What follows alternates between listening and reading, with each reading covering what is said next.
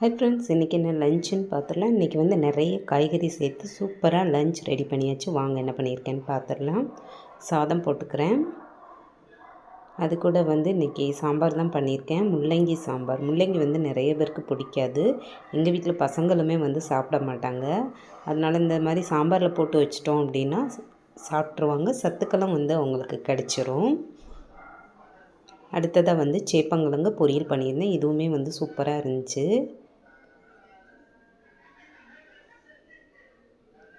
அது கூட வந்து எல்லா காய்கறியும் போட்டு அவியல் வச்சாச்சு. அவியலும் வந்து பசங்களுக்கு ரொம்ப பிடிக்கும். காய்கறி சாப்பிடாத குழந்தைங்களுக்கு இந்த மாதிரி அடிக்கடி செஞ்சு கொடுக்கலாம்.